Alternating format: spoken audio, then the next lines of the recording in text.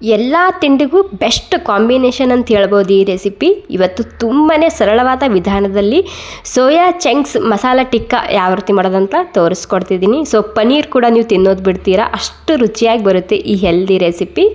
ನೋಡಿ, ಈ soya chunks masala tikka ಮಾಡೋದಕ್ಕೆ ಮೊದಲಿಗೆ ನಾನಿಲ್ಲಿ 1 ಕಪ್ ಆಗುವಷ್ಟು ಸೋಯಾನ ಬಿಸಿನೀರಲ್ಲಿ ನೆನೆ ಹಾಕಿಟ್ಟಿದ್ದ. ಸುಮಾರು ಒಂದು ಅರ್ಧ ಗಂಟೆ ಆಗಿದೆ ಇವಾಗ.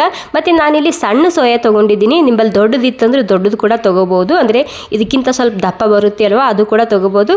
ಬಟ್ ಸಣ್ಣದಿದ್ದರೆ ಸಣ್ಣದೇ ತೊಗೊಳ್ಳಿ, ನೆಂದಾದರೆ ಇದು ದೊಡ್ಡದಾಗುತ್ತೆ. ಇವಾಗ ಎಲ್ಲನೂ ಹಿಂಡ್ಕೊಂಡಾದ್ಮೇಲೆ ಇದಕ್ಕೆ 1 ಕ್ಯಾಪ್ಸಿಕಮ್ಮ ಮತ್ತು 1 ಈರುಳ್ಳಿನ ಸೇರಿಸ್ತಿದ್ದೀನಿ. ಇವಾಗ ಇದು ಸೈಡಿಗೆ ಎತ್ತಿಟ್ಕೊತಿದ್ದೀನಿ. ಇಲ್ಲಿ ಮಿಕ್ಸಿ ಜಾರ್ ತೊಗೊತಿದ್ದೀನಿ. ಇವಾಗ ಮಿಕ್ಸಿ ಜಾರ್ನಲ್ಲಿ 1 ಗಡ್ಡೆ ಆಗುವಷ್ಟು ಬೆಳ್ಳುಳ್ಳಿ ಸೇರಿಸ್ತಿದ್ದೀನಿ. ಮತ್ತು ಸ್ವಲ್ಪನೇ ಹಸಿ ಶುಂಠಿ ಕೂಡ ಹಾಕ್ಕೊತಿದ್ದೀನಿ. ಅದ್ರ ಜೊತೆಗೆ 1 ಈರುಳ್ಳಿ ತೊಗೊಂಡಿದ್ದೀನಿ, ಮೀಡಿಯಮ್ ಸೈಜಿಂದು. ಸಣ್ಣ ಇದಂದರೆ 1-2 ತೊಗೊಳ್ಳಿ ಈರುಳ್ಳಿ. ಮತ್ತು 2 ಟೊಮೆಟೊ ತೊಗೊಂಡಿದ್ದೀನಿ, ಕೆಂಪಾಗಿದ್ದಂತಹ ಟೊಮೆಟೊ ತೊಗೊಂಡಿದ್ದೀನಿ. ಇದು ಕೂಡ ಅಷ್ಟೇ ಕಟ್ ಮಾಡ್ಕೊಂಡು ಸೇರಿಸ್ತಿದ್ದೀನಿ ಇದರಲ್ಲಿ. 1 ಈರುಳ್ಳಿ 1-2 ಟೊಮೆಟೊ ಆದರೆ ಸಾಕಾಗುತ್ತೆ ಗ್ರೇವಿಗೆ. ಇವಾಗ ಈ ಎಲ್ಲ ಸಾಮಗ್ರಿ ನೀರು ಹಾಕ್ದೇ ಸ್ಮೂತಾಗಿ ಪೇಸ್ಟ್ ಮಾಡ್ಕೊಂಡು ತೊಗೋಬೇಕಾಗುತ್ತೆ. ಸೊ ನಿಮಗೆ ಖಂಡಿತ ಹಸಿವಿಲ್ಲ ಅಂದರೂ ಕೂಡ ನೀವು 2-3 ಚಪಾತಿ ತಿಂತೀರಾ, ಅಷ್ಟು ರುಚಿಯಾಗಿರುವಂತಹ ಹೆಲ್ದಿ ರೆಸಿಪಿ ಇದು. ಖಂಡಿತ ಒಂದು ಸ್ವಲ್ಪ ಟ್ರೈ ಮಾಡಿ ನೋಡಿ. ಟೊಮೊಟೊ ಪೇಸ್ಟ್ ಮಾಡ್ಕೊಂಡಾಗಿದೆ. ಇನ್ನೊಂದು ಪಾತ್ರೆ ತೊಗೊತಿದ್ದೀನಿ ಇಲ್ಲಿ. ಇವಾಗ ಇದರಲ್ಲಿ ಗಟ್ಟಿಯಾಗಿರುವಂತಹ ಮೊಸರು ಹಾಕ್ಕೊತಿದ್ದೀನಿ, ಸುಮಾರು 1 ಕಪ್ ಆಗುವಷ್ಟು. ಎಷ್ಟು ಗಟ್ಟಿ ಮೊಸರು ಯೂಸ್ ಮಾಡ್ತೀರಲ್ಲ ಅಷ್ಟೇ ಸರಿಯಾಗಿ ಬರುತ್ತೆ ಈ ರೆಸಿಪಿ. ಮತ್ತು ಖಾರಕ್ಕೆ ತಕ್ಕಂತೆ ರೆಡ್ ಖಾರದ ಪುಡಿ ಹಾಕ್ಕೊತಿದ್ದೀನಿ. ಮತ್ತು ಸ್ವಲ್ಪನೇ ಅರಿಶಿಣ ಸೇರಿಸ್ತಿದ್ದೀನಿ. ಮತ್ತು ಧನಿಯಾ ಪೌಡರ ಮತ್ತು ಸ್ವಲ್ಪ ಜೀರಾ ಪೌಡರ್ ಕೂಡ ಹಾಕ್ಕೊತಿದ್ದೀನಿ. ಮತ್ತು 1 ಚಮಚ ಕಡಲೆ ಹಿಟ್ಟು ಹಾಕ್ಕೊತಿದ್ದೀನಿ, ಅಥವಾ ಬೇಸನ್ ಹಿಟ್ಟು ಹೇಳ್ತೇವಲ್ಲ ಅದನ್ನು ಸೇರಿಸ್ತಿದ್ದೀನಿ. ಇದು ಹಾಕೋದ್ರಿಂದ ಗ್ರೇವಿ ಗಟ್ಟಿಯಾಗಿ ಬರುತ್ತೆ, ನೀರಾಗಿ ಬರೋದಿಲ್ಲ. ಮತ್ತು 1 ಚಮಚ ಆಗುವಷ್ಟು ಕಸೂರಿ ಮೇಥಿ ಸೇರಿಸ್ತಿದ್ದೀನಿ. ಕಸೂರಿ ಮೇಥಿ ಕೂಡ ಮಿಸ್ ಮಾಡದೆ ಹಾಕ್ಕೊಳ್ಳಿ, ಟೇಸ್ಟ್ ತುಂಬಾ ಸರಿಯಾಗಿ ಬರುತ್ತೆ. ಮತ್ತು ರುಚಿಗೆ ತಕ್ಕಷ್ಟು ಉಪ್ಪನ್ನ ಸೇರಿಸ್ತಿದ್ದೀನಿ. ಇವಾಗ ಏನಿಲ್ಲ, ಈ ಎಲ್ಲ ಮಸಾಲ ಮೊಸರಿನಲ್ಲಿ ಸರಿಯಾಗಿ ಗಂಟಿಲ್ಲಾರ್ದಂಗೆ ಮಿಕ್ಸ್ ಮಾಡ್ಕೊಂಡು ತೊಗೋಬೇಕು. ಇದರಲ್ಲಿ ಕಡಲೆ ಹಿಟ್ಟು 1 ಚಮಚ ಹಾಕ್ಕೊಳ್ಳಿ, ತುಂಬಾ ಗ್ರೇವಿ ಸರಿಯಾಗಿ ಬರುತ್ತೆ. ಇದು ಗಟ್ಟಿಯಾಗುತ್ತೆ, ನೀರಾಗಿ ಬರೋದಿಲ್ಲ. ಇವಾಗ ನೋಡಿ ಎಲ್ಲ ಸೇರಿಸಿ ಸ್ಮೂತ್ ಮಾಡ್ಕೊಂಡಾಗಿದೆ. ಇವಾಗ ಇಲ್ಲಿ ಪ್ಯಾನ್ನಲ್ಲಿ ಸ್ವಲ್ಪ ಎಣ್ಣೆ ಹಾಕ್ಕೊಂಡಿನಿ. ಎಣ್ಣೆ ಬಿಸಿ ಆದಮೇಲೆ ಈ ಸೋಯಾಬೀನ್ ಹಿಂಡಿ ಇಟ್ಕೊಂಡಿದ್ವಲ್ಲ ಇದನ್ನು ಒಂದು 80% ಇಲ್ಲೇನೆ ಹುರ್ಕೊಂಡು ತೊಗೋಬೇಕು. ಪ್ಯಾನ್ ಇತ್ತಂದರೆ ಪ್ಯಾನ್ನಲ್ಲೇ ಹುರ್ಕೊಳ್ಳಿ, ಇಲ್ಲಾಂದರೆ ಇದು ಕಬ್ಬಿಣದ ತವ ಆದರೆ ಮೆತ್ಕೊಳ್ಳುತ್ತೆ ಅದಕ್ಕೆ. ಹೀಗಾಗಿ ಪ್ಯಾನ್ ಇತ್ತಂದರೆ ಪ್ಯಾನ್ನಲ್ಲೇ ಹುರ್ಕೊಳ್ಳಿ ಈ ಸೋಯಾಬೀನ್ನ. ಸ್ವಲ್ಪ ಉಪ್ಪು ಮತ್ತು ಅರಿಶಿಣ ಕೂಡ ಸೇರಿಸ್ತಿದ್ದೀನಿ. ಉಪ್ಪು ಅರಿಶಿಣ ಹಾಕ್ಕೊಂಡು ಸರಿಯಾಗಿ ಇದನ್ನು 80-70% ಇದನ್ನು ಇಲ್ಲೇನೆ ಹುರ್ಕೊಂಡು ತೊಗೋಬೇಕಾಗುತ್ತೆ. ಸೊ ಇಲ್ಲೇ ಸ್ವಲ್ಪ ಉಪ್ಪು ಹಾಕೋದ್ರಿಂದ ಸರಿಯಾಗಿ ಹೀರ್ಕೊಳ್ಳುತ್ತೆ ಸೋಯಾಬೀನ.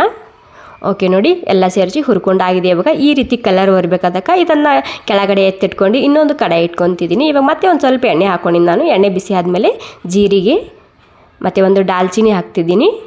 ಇವಾಗ ಎಣ್ಣೆ ಬಿಸಿ ಆದಮೇಲೆ ಈ ಮಸಾಲ ಮಾಡಿಟ್ಕೊಂಡಿದ್ದಲ್ಲ ಮಿಕ್ಸರ್ದಲ್ಲಿ ಅದನ್ನು ಸೇರಿಸ್ತಿದ್ದೀನಿ. ಓಕೆ, ಇವಾಗ ಈ ಮಸಾಲಾನ ಎಣ್ಣೆ ಸಪ್ರೇಟ್ ಆಗೋ ತನಕ ಹಾಗೆಯೇ ಹುರ್ಕೊಂಡು ತೊಗೋಬೇಕಾಗುತ್ತೆ. ನಾವು ಮೊದಲಿಗೆ ಹಾಗೆಯೇ ಹಸಿದೇ ಪೇಸ್ಟ್ ಮಾಡ್ಕೊಂಡಿರ್ತೀವಲ್ಲ, ಹೀಗಾಗಿ ಇದನ್ನು ಸರಿಯಾಗಿ ಎಣ್ಣೆ ಸಪ್ರೇಟ್ ಆಗೋ ತನಕ ಇದನ್ನು ಹುರ್ಕೊಂಡು ತೊಗೋಬೇಕು.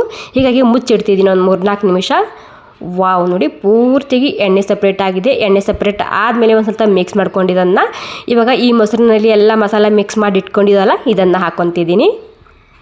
ಇವಾಗ ಈ ಮೊಸರು ಹಾಕಿದ ಮೇಲೆ ಬಿಟ್ಟು ಬಿಡದೆ ಒಂದು ಕುದಿ ಬರತನ ಹಾಗೆಯೇ ಕೈ ಆಡಿಸ್ತಾ ಇರಬೇಕು, ಯಾಕಂದರೆ ಇದು ಮೊಸರು ಇರುತ್ತೆ ಅಲ್ವಾ. ಹೀಗಾಗಿ ಇವಾಗ ನೋಡಿ ಹಾಗೆ ಕುದಿ ಬರೋದನ್ನು ಚಮಚಲಿಂತ ನಾನು ಮಿಕ್ಸ್ ಮಾಡ್ಕೊತಿದ್ದೀನಿ. ಇವಾಗ ನೋಡಿ ಕುದಿ ಬಂದಿದೆ. ಕುದಿ ಬಂದಾದಮೇಲೆ ಮತ್ತೆ ಎಣ್ಣೆ ಸಪ್ರೇಟ್ ಆಗೋ ತನಕ ಇದಕ್ಕೆ ಮುಚ್ಚಿಡ್ತಿದ್ದೀನಿ, ಅಥವಾ ಒಂದು 3-4 ನಿಮಿಷ ಮುಚ್ಚಿಟ್ರೆ ಸಾಕಾಗುತ್ತೆ. ಪೂರ್ತಿಯಾಗಿ ಎಣ್ಣೆ ಸಪ್ರೇಟ್ ಆಗುತ್ತೆ ಇದು. ಇಲ್ಲಿ ನೀವು ಒಂದು ಸ್ವಲ್ಪ ಉಪ್ಪು ಖಾರ ಚೆಕ್ ಮಾಡಿ ನೋಡ್ಬೋದು, ಕಂಬಿದ್ರೆ ಅಡ್ಜಸ್ಟ್ ಮಾಡ್ಕೊಳ್ಳಿ ನೀವಿಲ್ಲಿ. ಸೊ ಇವಾಗ ಇದನ್ನು ಮುಚ್ಚಿಡ್ತಿದ್ದೀನಿ. ಸೊ ಖಂಡಿತ ಈ ವಿಧಾನದಲ್ಲಿ ಒಂದು ಸ್ವಲ್ಪ ಈ ಸೋಯಾ ಮಸಾಲ ಟಿಕ್ಕಿನ ಮಾಡಿ ನೋಡಿ. ಮತ್ತೆ ಇದೇ ರೀತಿ ಮಾಡ್ತೀರಾ ನೀವು. ವಾವ್ ನೋಡಿ, ಎಷ್ಟು ಎಣ್ಣೆ ಸಪ್ರೇಟ್ ಆಗಿದೆ ನೀವು ನೋಡ್ತಿರ್ಬೋದು, ಎಷ್ಟು ಸರಿಯಾಗಿ ಬಂದಿದೆ ನೋಡಿ ಗ್ರೇವಿ. ಓಕೆ, ಇವಾಗ ಎಣ್ಣೆ ಸಪ್ರೇಟ್ ಆದಮೇಲೆ ಈ ಸೋಯಾಬೀನ್ ಹುರ್ಕೊಂಡು ಇಟ್ಕೊಂಡಿದ್ದಲ್ಲ ಇದನ್ನು ಸೇರಿಸ್ತಿದ್ದೀನಿ. ಇವಾಗೆಲ್ಲ ಸೇರಿಸಿದ್ದಾದಮೇಲೆ ಒಂದು ಸ್ವಲ್ಪ ಸರಿಯಾಗಿ ಮಿಕ್ಸ್ ಮಾಡ್ಕೊಳ್ಳಿ. ಒಂದು ಸ್ವಲ್ಪ ಉಪ್ಪು ಖಾರ ಚೆಕ್ ಮಾಡಿ ನೋಡ್ಬೋದು. ಸೊ ಇವಾಗ ಏನಿಲ್ಲ, ಎಲ್ಲನೂ ಸೇರಿಸಿ ಸರಿಯಾಗಿ ಮಿಕ್ಸ್ ಮಾಡ್ಕೊಳ್ಳಿ. ಮತ್ತು ಗ್ರೇವಿಗೆ ಎಷ್ಟು ಬೇಕು ಅಷ್ಟು ನೀವಿಲ್ಲಿ ಬಿಸಿನೀರೇ ಹಾಕೋಬೇಕು. ತಣ್ಣೀರು ಯಾವತ್ತೂ ಈ ಟೈಮ್ನಲ್ಲಿ ಹಾಕಬಾರ್ದು ಇದಕ್ಕೆ. ಸೊ ನೋಡಿ ಎಲ್ಲ ಸೇರಿಸಿ ಎಣ್ಣೆ ಸಪ್ರೇಟ್ ಆಗಿದೆ, ಮಿಕ್ಸ್ ಮಾಡ್ಕೊಂಡು ನಾನು ಮತ್ತೆ ಇದಕ್ಕೆ ಬಿಸಿನೀರನ್ನ ಸೇರಿಸ್ತಿದ್ದೀನಿ. ಗ್ರೇವಿಗೆ ಎಷ್ಟು ಬೇಕು ಅಷ್ಟು ಬಿಸಿನೀರು ಹಾಕ್ಕೊಂಡು ಮತ್ತೆ ಒಂದು 5 ನಿಮಿಷದನ್ನು ಸ್ಲೋ ಗ್ಯಾಸ್ನಲ್ಲಿ ಅಥವಾ ಎಣ್ಣೆ ಸಪ್ರೇಟ್ ಆಗೋ ತನಕ ಕುದಿಸ್ಕೊಂಡು ತೊಗೊಂಡ್ರೆ ಸಾಕು. ನಾವು ಹೆಲ್ದಿಯಾಗಿರುವಂತಹ ರುಚಿಯಾಗಿರುವಂತಹ ಸೋಯಾ ಮಸಾಲ ಟಿಕ್ಕಿ ರೆಸಿಪಿ ತಯಾರಾಗುತ್ತೆ. ನೋಡಿ ಎಷ್ಟು ಸರಿಯಾಗಿ ಬಂದಿದೆ ಅಲ್ವಾ, ತುಂಬ ಅಂದರೆ ತುಂಬಾ ರುಚಿಯಾಗಿ ಬರುತ್ತೆ. ಸೊ ಖಂಡಿತ ಒಂದು ಸ್ವಲ್ಪ ಟ್ರೈ ಮಾಡಿ ನೋಡಿ. ಈ ಹೆಲ್ದಿ ರೆಸಿಪಿ ನಿಮಗೆ ಸ್ವಲ್ಪನಾದರೂ ಇಷ್ಟ ಆಗಿದ್ರೆ ಒಂದು ಲೈಕ್ ಮಾಡಿ. Thank you so much.